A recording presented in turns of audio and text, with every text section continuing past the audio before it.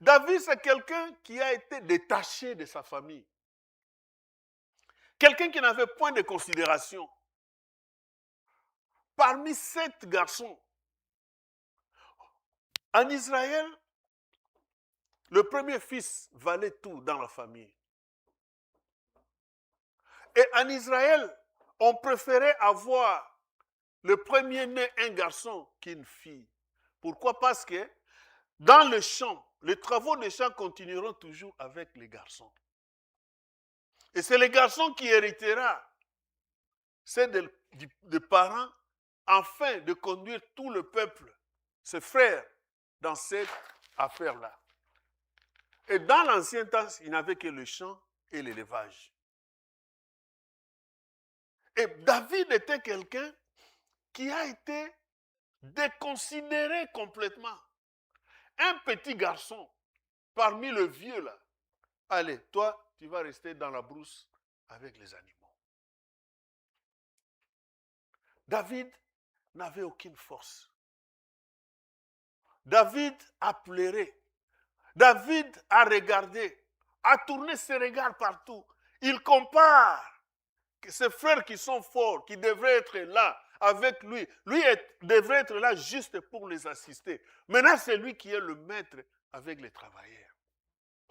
Les travailleurs ne peuvent pas aimer le travail ou le champ ou le bête de papa de David que leur fils. Et David, qu'est-ce qu'il faisait? Là où il était, il a pleuré. Vous voyez les 3 premiers versets. Jusqu'à quand? Chaque jour du chagrin dans mon cœur, de lamentation, mon âme est étouffée, mon âme est troublée, mon âme n'a plus de paix. Il a pleurniché jours et nuits, des années et des années. Qu'est-ce qu'il a dit? Que l'ennemi ne triomphe pas de moi. Ce que moi je dois faire, c'est verset 6. Mais moi, j'ai confiance en ta bonté. Amen. Alléluia. Amen. Moi, j'ai confiance en ta bonté. Genèse 1, verset 31 nous dit, Dieu, après avoir tout créé, il a regardé. Voici ce que j'ai créé est bon. C'est pour cette raison, David, voyant tout ce qui était autour de lui, il a dit tout simplement, tout ce que Dieu a créé était bon. Moi, je veux me confier à cette bonté-là. Et car c'est dans cette bonté où j'aurai la délivrance. C'est dans cette bonté où j'aurai la paix. C'est dans cette bonté où j'aurai la victoire sur tous mes ennemis. Alléluia. Sommes-nous ensemble? Amen. C'est dans cette bonté que je... Et qu'est-ce qu'il a dit? Moi, j'ai confiance en ta bonté. Moi, j'ai confiance en toi. Moi, j'abandonne ma vie en toi. Je voudrais que toi, tu puisses être tout pour moi et en moi. Avoir confiance en Dieu, mon frère, ma soeur, c'est mettre tout ce que tu as en lui et ne compter que sur lui, quel que soit ce qui va arriver. Le roi David, en comptant cela, en abandonnant cela, tous ces troubles, toutes ces perturbations, tout ce qui pouvait venir, lui ne regardait plus à cela. Il dit tout simplement, j'ai mis ma confiance en toi. J'ai mis ma confiance en ta bonté. Ceux qui viennent m'attaquer, ceux qui viennent faire ceci ou cela, c'est toi qui les as créés. Et tu as le pouvoir de les arrêter. Mais moi, je ne compte que sur toi. Alléluia. Sur qui vous et moi comptons pendant que nous avons des situations difficiles? C'est une question que chacun de nous doit se poser. Entrons à nous-mêmes. Quand nous avons des situations difficiles, quelles sont nos réactions? Est-ce que nous proclamons Jésus sérieusement, avec vérité, avec fermeté et assurance? Ou bien nous le voyons,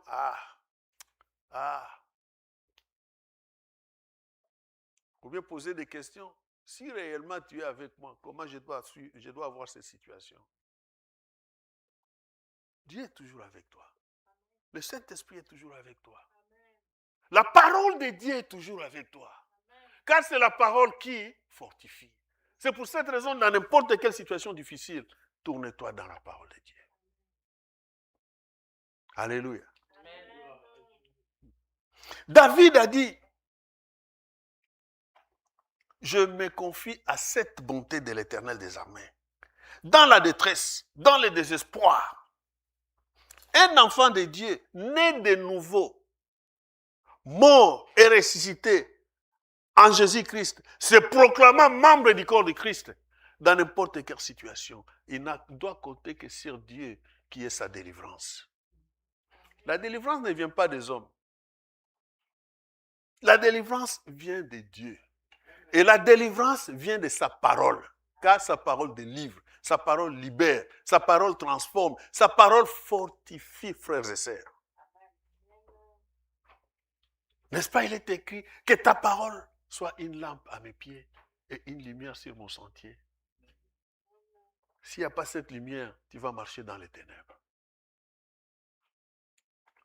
Si cette parole n'éclaire pas tes pas, tu vas trébucher partout jusqu'à tomber dans l'eau. Et si vous ne connaissez pas vous nagez comme moi. Alléluia. La parole de Dieu. La confiance totale en Dieu. C'est que l'abandon total en Dieu.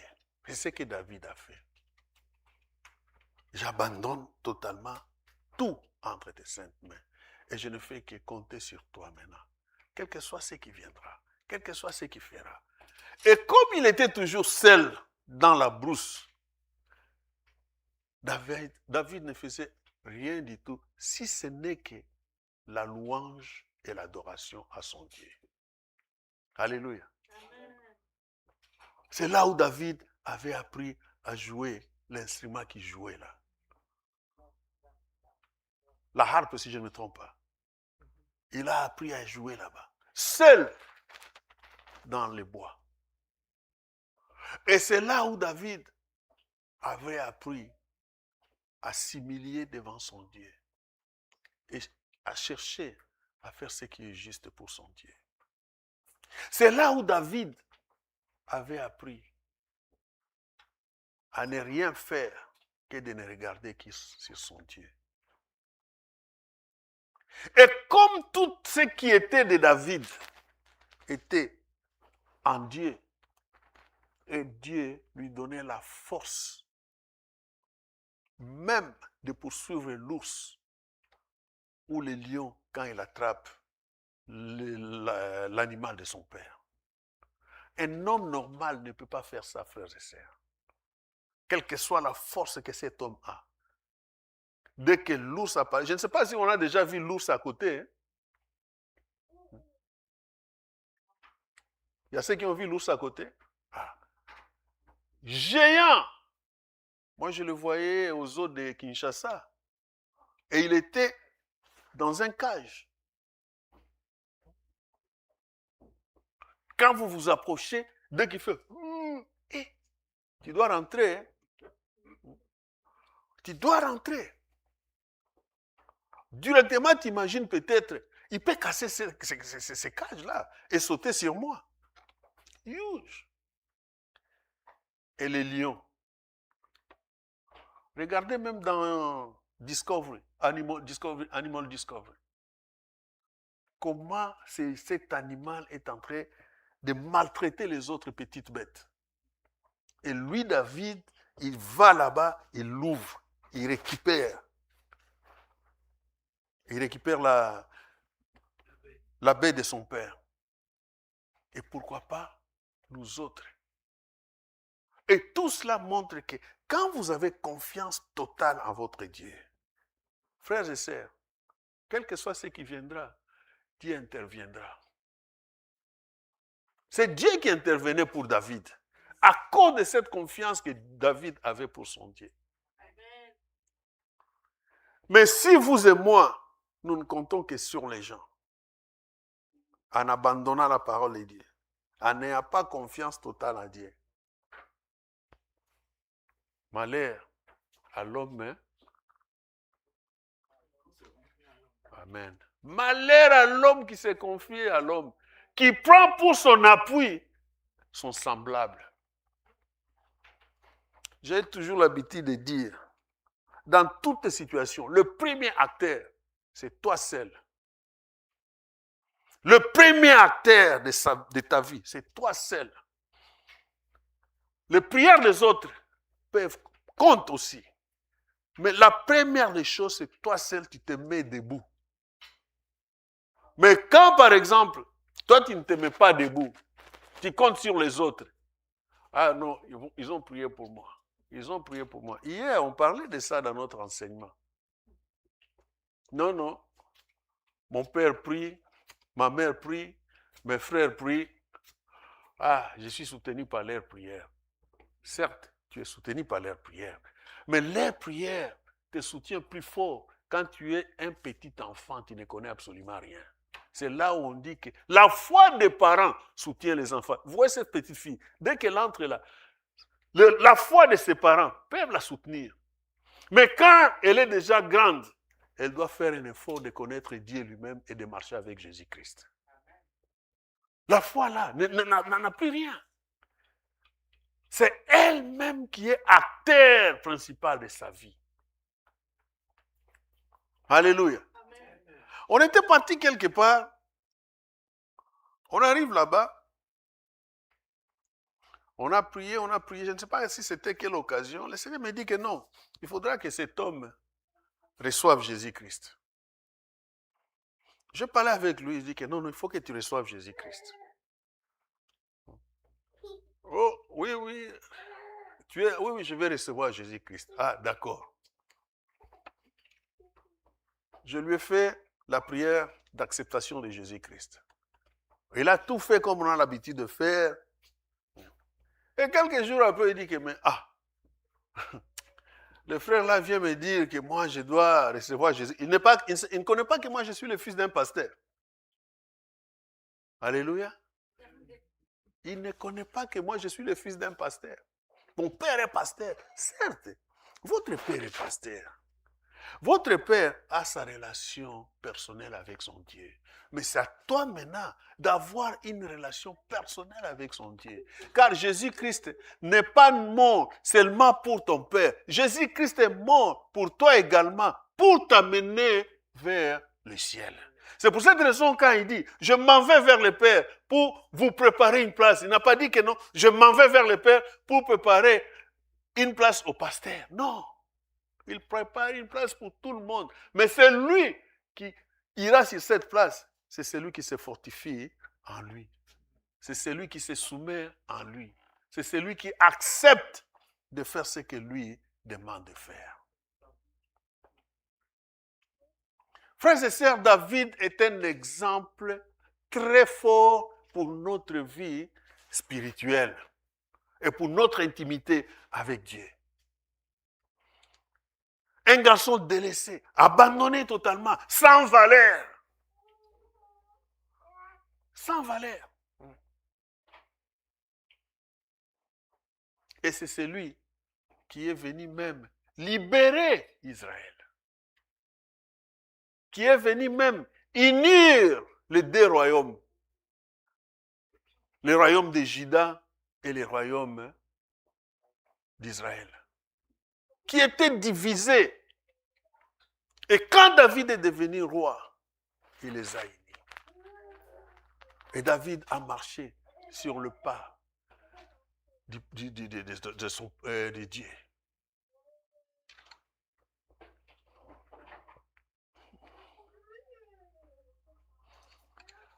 Quand nous sommes dans une détresse, frères et sœurs, ne pensez pas que Dieu vous a oublié.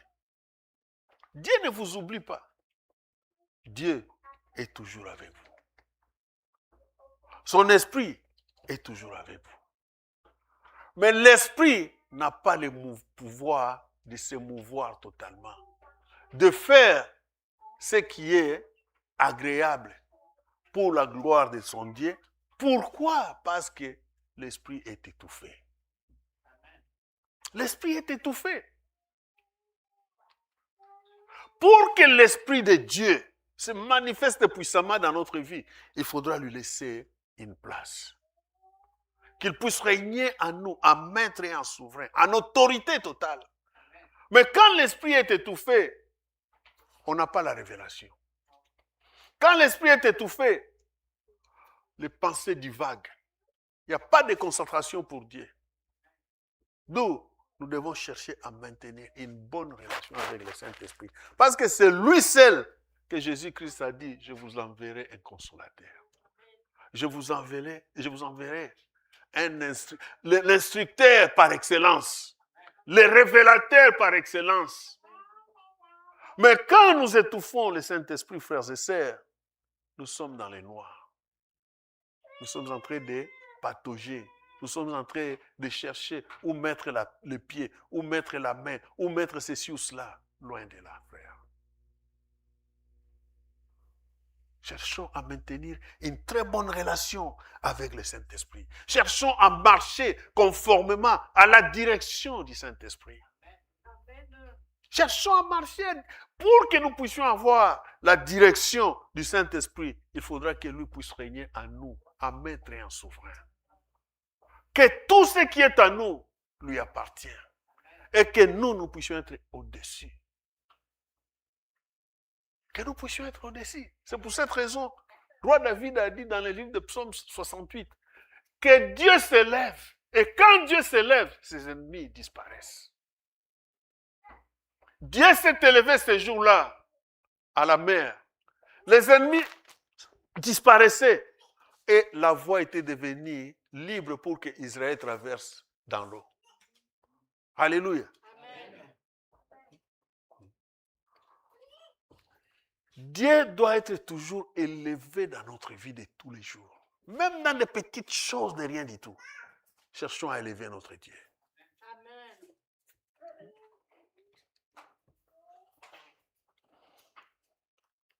La Bible nous dit, prenons un peu le livre d'Exode, chapitre Exode 3.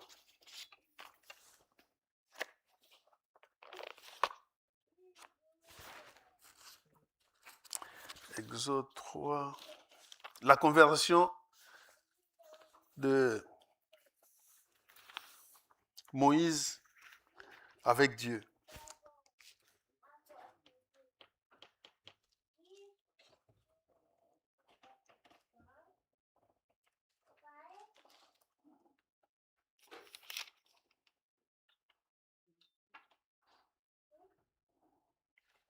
Exode 3, nous lisons à partir du verset 7. Nous y sommes?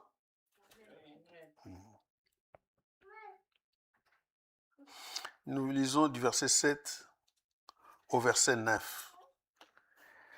Je peux lire? L'Éternel dit, j'ai bien vu la misère de mon peuple qui est en Égypte.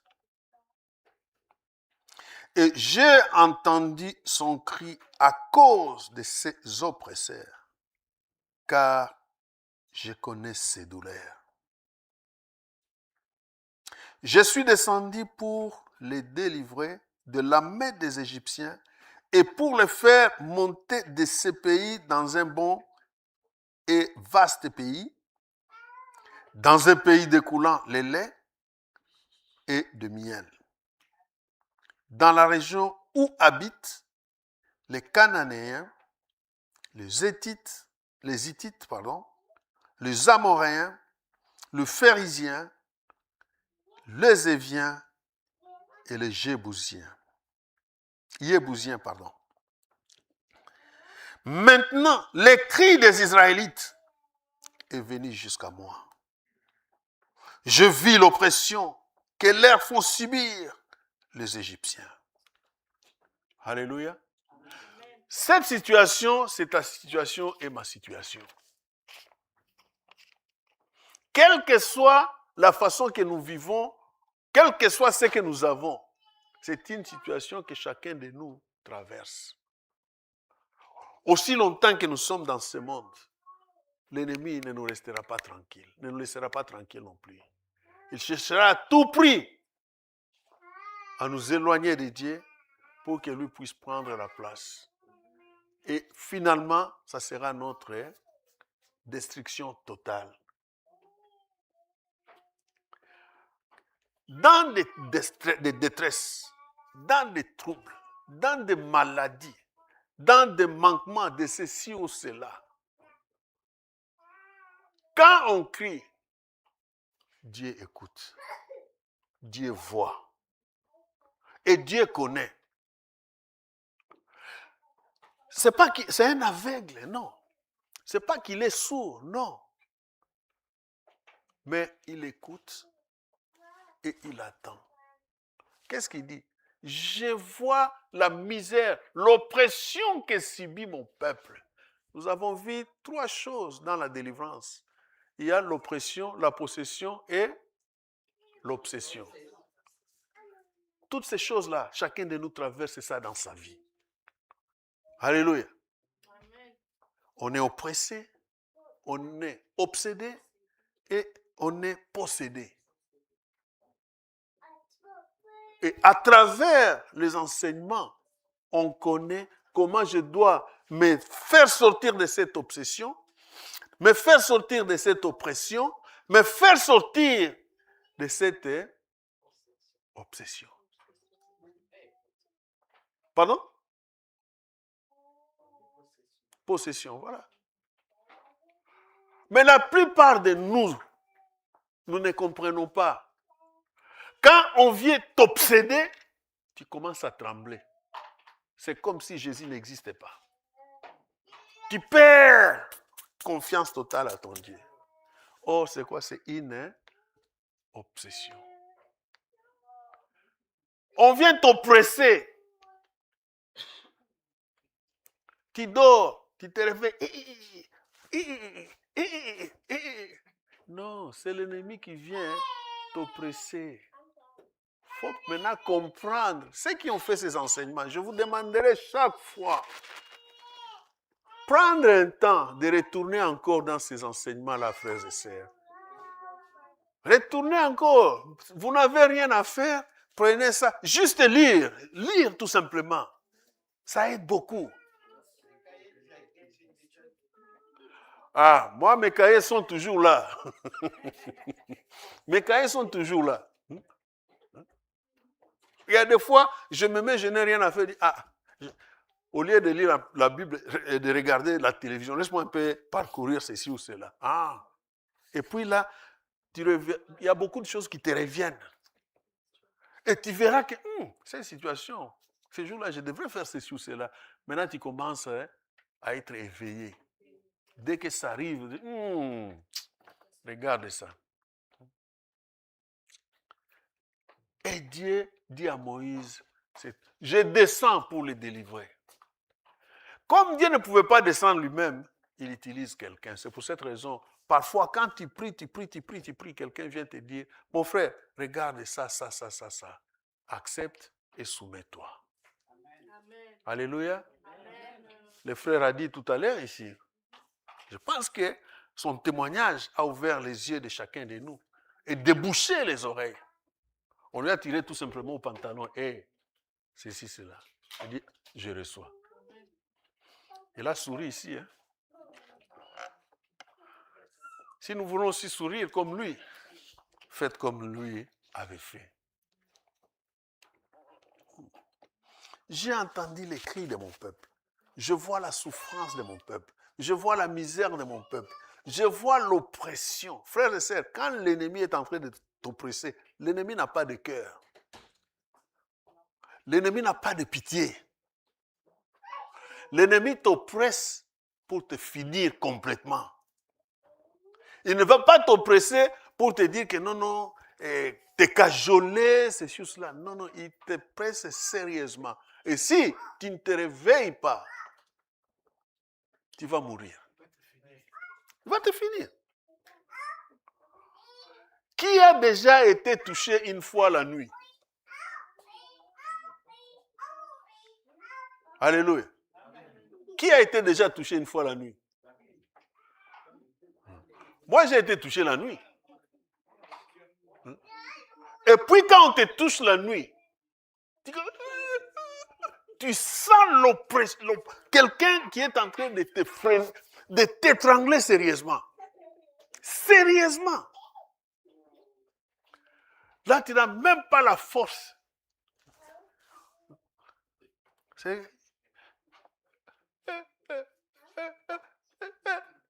Moi, quand on m'avait fait ça pour la première fois à Kin, c'est pas que je vis comme il n'y a pas de mire. Je vois le vieux là qui sort, qui vient. Il arrive devant, en face. Et puis il commence à faire ça. Ah! Il s'appuie sur le mur. Et puis il faisait ça calmement. Non. La petite Cécile qui était à côté de moi, je faisais un effort de monter sur elle pour qu'elle puisse crier.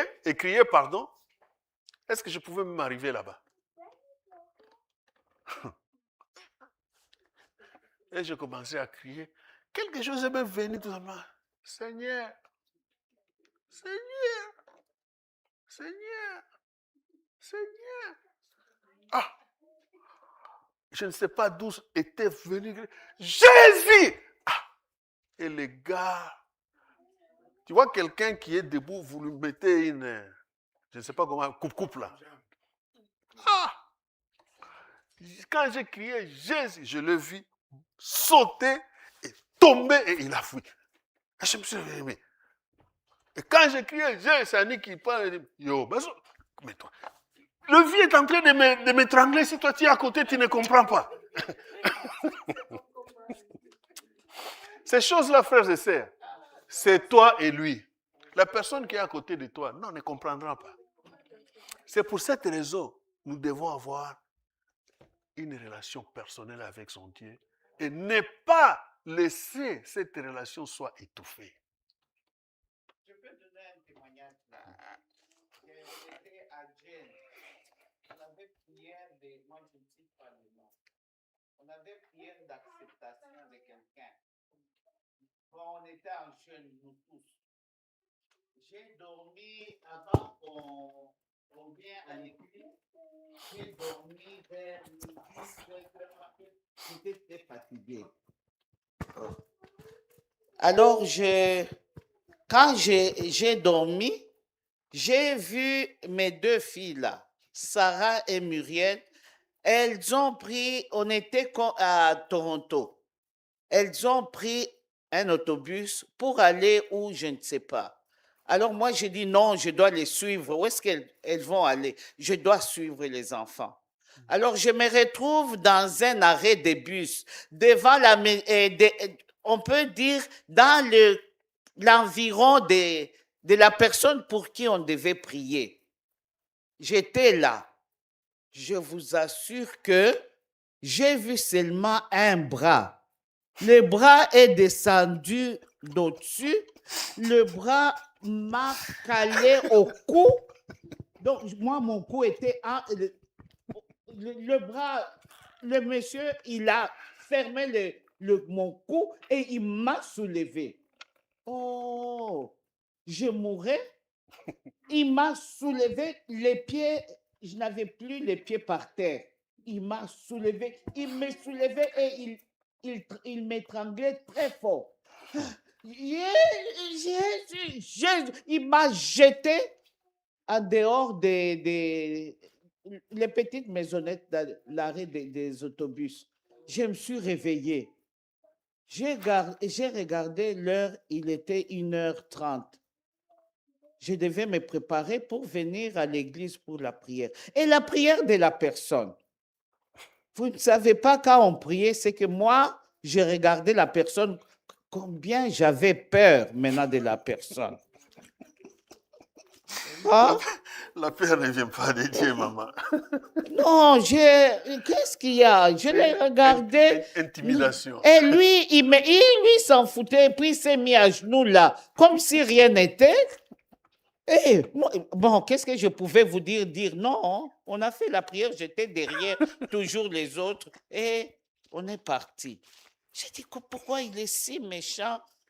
Et il m'a étranglé entre ses bras là. Il m'a étranglé très fort et puis il m'a soulevé. Mais c'était la mort. Comme vous dites que on peut, l'oppression peut tuer quelqu'un, on peut Oui. vous tuer, oui. Oui. Oui, oui. On continue. Frères et sœurs, quand nous sommes dans des situations pareilles, nous devons tout simplement nous concentrer en Christ et abandonner tout en lui. C'est pas que nous nous confions en lui, quand tout va bien, on se retire.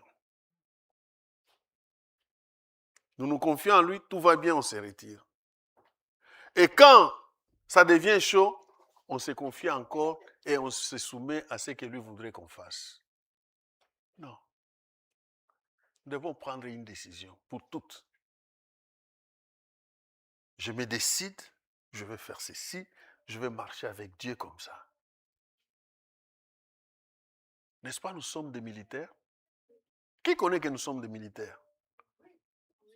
Il nous dit, combattons le bon combat de la foi. Un militaire, ce n'est pas quelqu'un qui fait des jets, il est discipliné. Discipliné.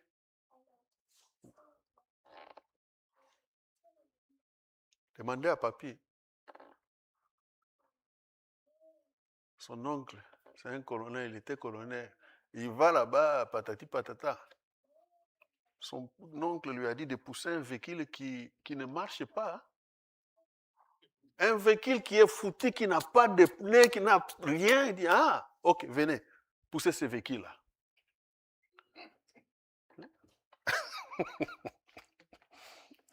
Il regarde et dit, mais je suis ton neveu, pousse avec tes amis.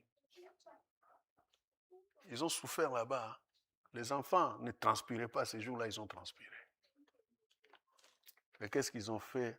Fini les bêtises. Il est là, au camp Kokolo. Un véhicule qui est foutu, qui ne marche pas, qui est sous le... Il n'y a plus même de pneus. Et poussé. C'est comme un ami aussi. Quand il entrait dans les services militaires, lui, comme c'était un métis, alors il se voyait, c'est sûr, cela, il dit, ah, toi, métis ici. Oh, non, non, ok, d'accord. Qu'est-ce qu'on lui faisait? Maintenant, au lieu de le punir, on lui disait tout simplement,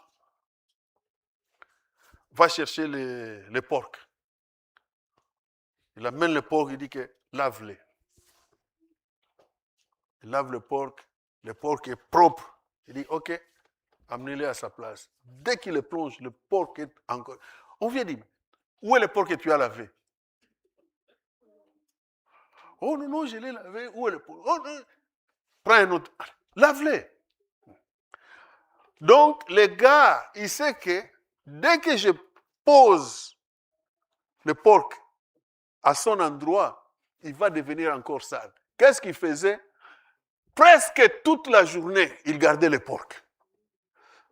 Et vous savez, les militaires ne sont pas des personnes normales. Hein.